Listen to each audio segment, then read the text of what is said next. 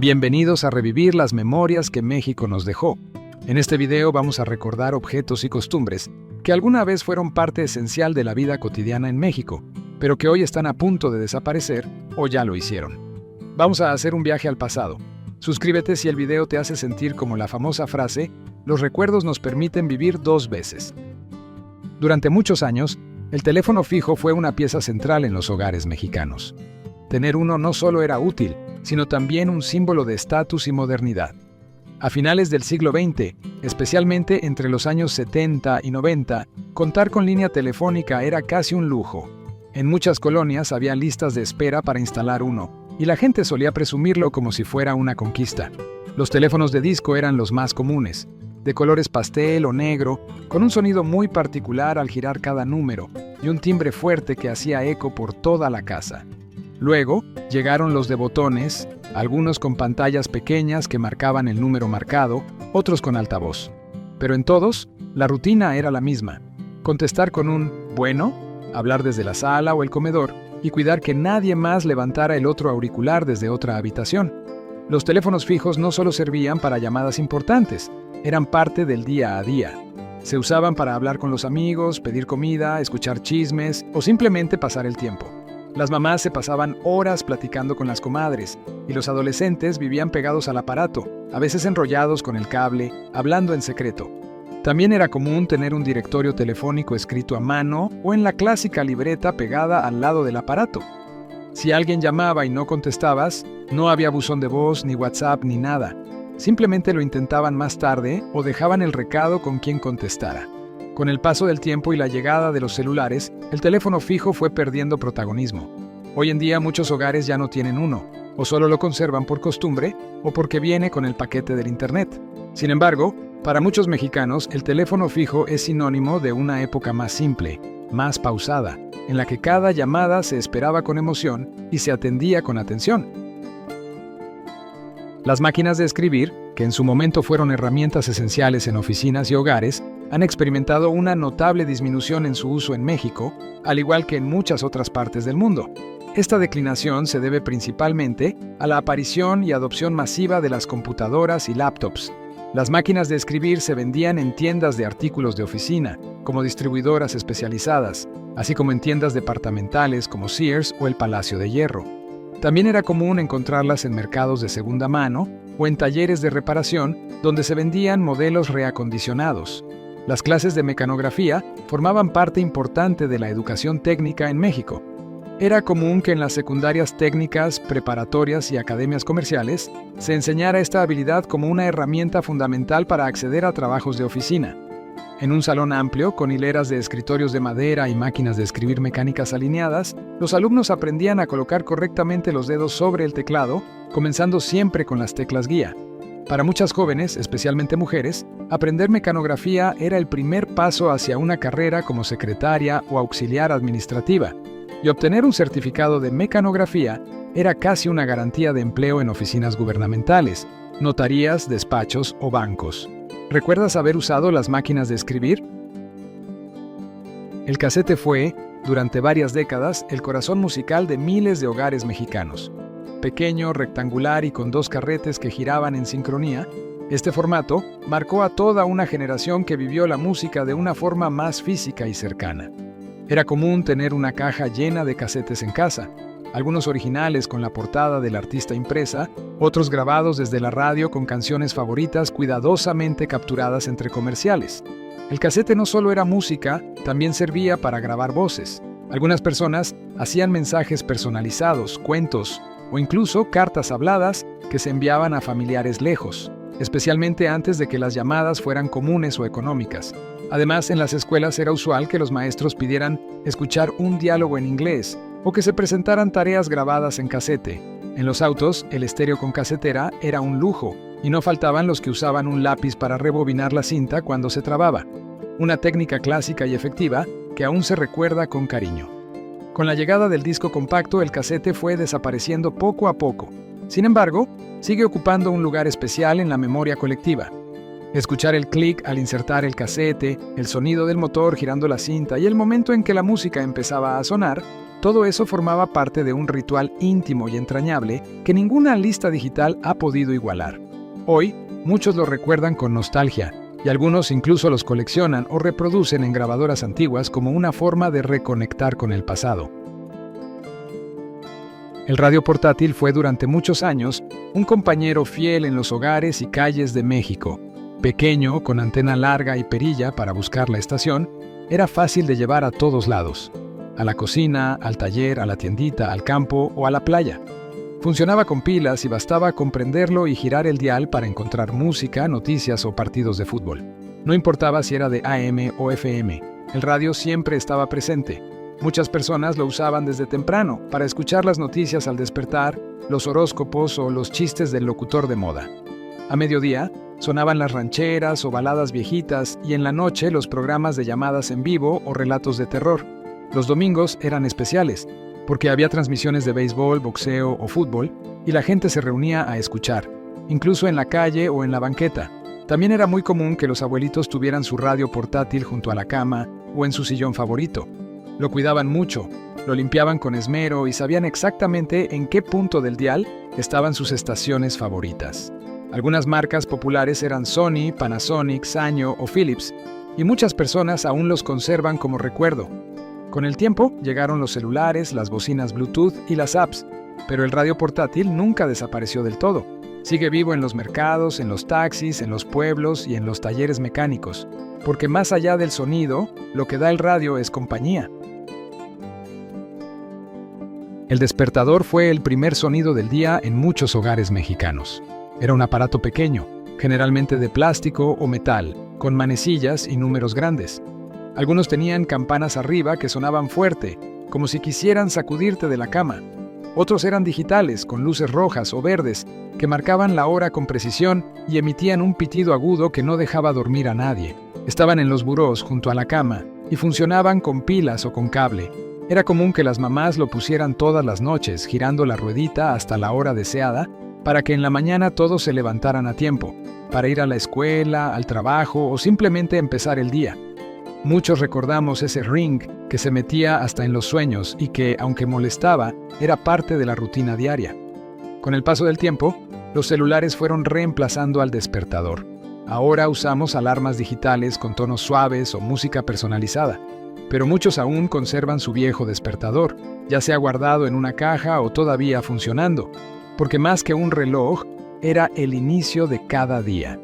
Durante muchos años, la guía telefónica fue un objeto indispensable en las casas y oficinas de México.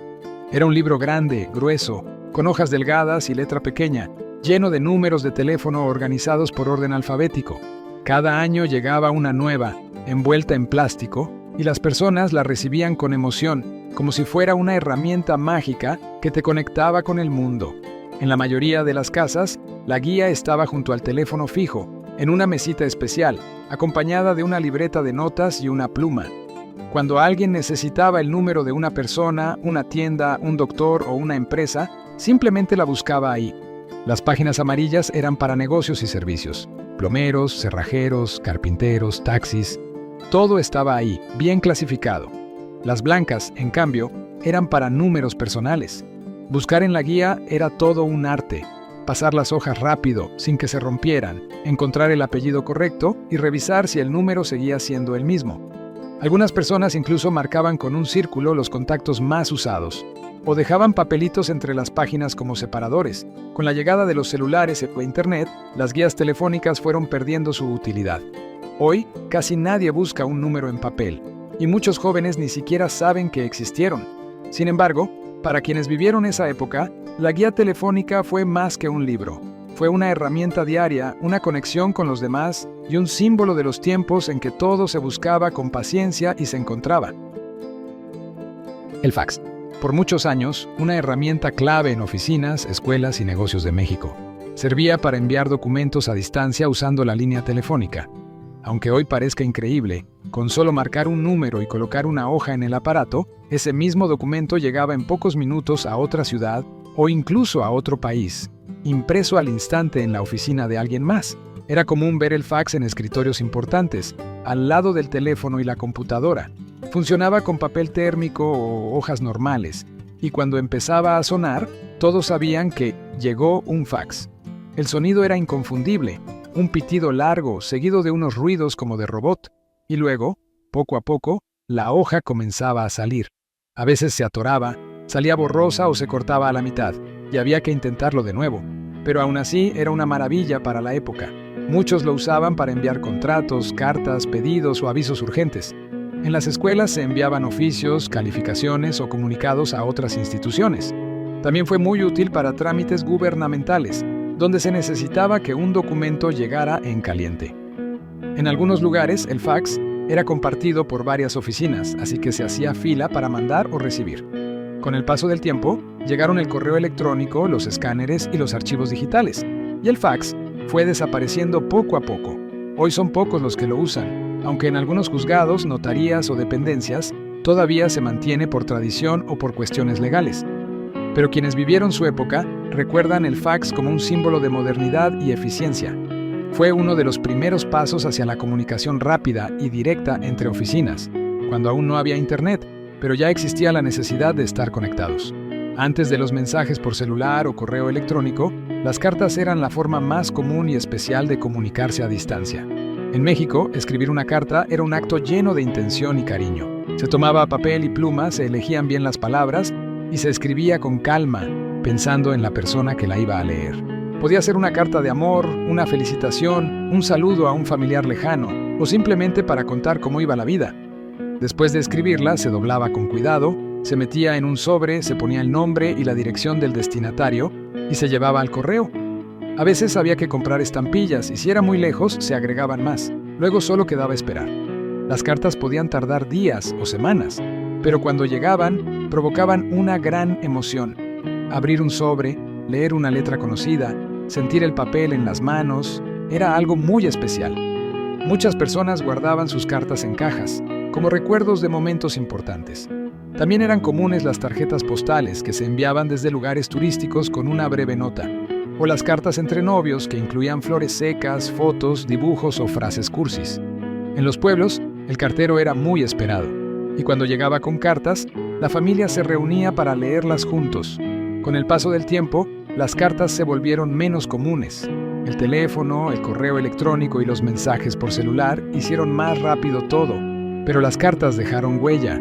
Aún hay quienes las guardan, amarillas por el tiempo, como un tesoro, porque una carta no solo decía cosas, llevaba emociones, distancia, recuerdos y sobre todo, un pedacito de la persona que la escribió. Durante muchos años, la cinta de video, o VHS, fue parte importante de la vida en casa. Ver una película no era tan fácil como ahora. Antes, había que ir al videoclub del barrio, elegir una película de los estantes, leer la parte de atrás para saber de qué trataba y rentarla por unos días. Cuando llegabas a casa, ponías la cinta en la videocasetera. Esperabas unos segundos y listo, comenzaba la película. Muchas veces había que rebobinarla primero, porque si no, empezaba desde el final. Por eso, las tiendas ponían una calcomanía que decía, "Por favor, rebobine". Ver películas en VHS era todo un momento familiar. Se apagaban las luces, se hacían palomitas y todos se sentaban frente a la tele. Algunos grababan cosas de la televisión, como telenovelas, partidos o caricaturas. Muchos niños crecieron viendo sus caricaturas favoritas en esas cintas. Y los adultos usaban las videocámaras para grabar fiestas, bodas, cumpleaños o paseos. Las cintas VHS guardaban recuerdos muy valiosos. Con el tiempo llegaron los DVDs y después el Internet. Así que las cintas dejaron de usarse poco a poco, pero todavía hay casas donde se guardan como recuerdo, y quienes tienen videocaseteras aún pueden ver esos momentos del pasado. El Laserdisc fue uno de los primeros formatos de video en ofrecer imagen y sonido de alta calidad, mucho antes del DVD. Llegó a México en los años 80 y principios de los 90. Necesitaba un reproductor especial, y por eso solo algunas personas o videoclubs más exclusivos lo tenían. Aunque no fue tan popular, el Laserdisc causaba impresión. Su imagen era más clara que la del VHS, y muchos decían que era como ver una película en el cine, pero en casa. En México, se vendían principalmente películas en inglés o producciones internacionales. Algunos coleccionistas los compraban en tiendas especializadas o los traían de Estados Unidos. Por su tamaño y precio, no todos podían tener uno, y poco a poco fueron desapareciendo sin alcanzar la fama de otros formatos. Sin embargo, Los que llegaron a usarlo recuerdan con orgullo ese gran disco plateado que parecía del futuro. Hoy, el Laserdisc es una rareza, una joya para coleccionistas. Aunque fue superado rápidamente por el DVD y nunca se volvió popular como el VHS, sigue siendo parte de esa época en la que cada avance tecnológico parecía magia, y ver una película en casa era todo un evento. Disco compacto fue durante muchos años el rey de la música y el entretenimiento en México. Cuando llegó en los 90, parecía algo del futuro, un disco delgado, brillante, sin cinta ni agujas, que podías poner en un reproductor y escuchar música con sonido limpio, sin interferencias ni ruidos. Rápidamente, comenzaron a llenar estantes en casas, autos y tiendas de música, y poco a poco fueron desplazando a los casetes. Tener un CD original era algo especial. Venían con carátulas coloridas, libritos con las letras de las canciones y fotos del artista. Muchos los cuidaban como tesoros, limpiándolos con cuidado y guardándolos en estuches o carpetas especiales. En las tienditas y puestos de los tianguis también empezaron a venderse CDs piratas, con portadas impresas en hojas delgadas y listas de éxitos del momento. No importaba si eran originales o no, lo que importaba era la música. Además de música, los CDs se usaron para guardar datos, programas, videojuegos y fotos. En las computadoras, quemar un CD con tus archivos era parte del día a día. Con el paso del tiempo, llegaron los MP3, las memorias USB y el CD fue quedando atrás. Pero todavía hay quienes lo siguen usando, y muchos guardan sus discos como recuerdo de una época en la que la música se sentía más física, más cercana. Antes de que los celulares trajeran cámaras para todos, tomar una foto era algo especial. Las cámaras fotográficas eran objetos preciados, que solo se sacaban en momentos importantes, fiestas, vacaciones, reuniones familiares o paseos escolares. En México, muchas familias tenían una cámara de rollo, generalmente de plástico o metal, que usaba película de 24 o 36 fotos. Había que pensarlo bien antes de apretar el botón, porque cada disparo contaba. Las cámaras más comunes eran de marcas como Kodak, Canon, Minolta o Polaroid. Algunas eran automáticas, otras manuales, y muchas usaban un pequeño flash que se activaba solo en interiores. Al tomar una foto, sonaba el clásico clic y después había que girar una perilla para pasar al siguiente cuadro del rollo. Cuando se acababa el rollo, se sacaba con cuidado y se llevaba a revelar a una farmacia, tienda de fotos o laboratorio. Ahí, después de unos días o unas horas, si pagabas más te entregaban tus fotos impresas en papel brillante, dentro de un sobre, junto con el negativo. Revisar esas fotos recién reveladas era todo un ritual. Las familias se reunían a verlas, a reírse de las que salieron movidas, con los ojos cerrados o con el dedo tapando el lente. A veces, solo una o dos salían bien, pero todas tenían su encanto. Las fotos se guardaban en álbumes de cartón con hojas adhesivas, o en marcos colocados sobre la mesa o colgados en la pared. Con el tiempo, llegaron las cámaras digitales y luego los celulares con cámara, y la fotografía se volvió parte de lo cotidiano. Ahora se pueden tomar cientos de fotos al instante, borrar las que no gustan y aplicar filtros. Pero para muchos, nada se compara con la emoción de tomar una foto sin saber cómo saldría, y esperar con ilusión ese sobre con recuerdos impresos. El Discman fue el rey del sonido portátil en los años 90 y principios de los 2000 en México. Era un reproductor de CDs compacto que te permitía escuchar tu música favorita en cualquier lugar, con solo ponerte los audífonos y presionar play. Funcionaba con pilas, llevar un Discman en la mochila o en la mano era símbolo de estilo, sobre todo si usabas los clásicos discos grabados con tus rolas favoritas. Eran ideales para los viajes largos en camión, los recesos en la escuela o simplemente para disfrutar la música a solas en casa. Los jóvenes grababan sus propios discos en la computadora con programas como Nero y hacían mezclas con títulos como Baladas para llorar, Cumbias para el cotorreo o Pop en inglés. Cada disco se decoraba con plumones y se guardaba en estuches llenos de CDR. El Discman tenía que usarse con cuidado, porque si lo movías demasiado, la canción se trababa o se brincaba. Por eso muchos lo cargaban con cuidado, en la mano o en una riñonera. Para muchos, fue la primera forma de escuchar música con buena calidad fuera de casa. Un aparato que hizo que la música se volviera más personal, más libre y que nos acompañó en muchas etapas de la vida. Con este recuerdo cerramos nuestro recorrido por aquellas cosas que alguna vez fueron indispensables en la vida cotidiana de los mexicanos, pero que hoy están desapareciendo poco a poco. objetos, costumbres y momentos que marcaron a generaciones y que aún viven en nuestra memoria. ¿Qué te pareció este viaje al pasado? ¿Te acordaste de algo que ya habías olvidado? ¿Cuál de estas cosas extrañas más? Gracias por acompañarnos en este recorrido lleno de nostalgia. Si este video te trajo emociones, recuerdos o simplemente una sonrisa, suscríbete y acompáñanos en las próximas Memorias de la Vida en México, donde seguiremos trayendo al presente lo que hizo de nuestra infancia y juventud una época única e inolvidable.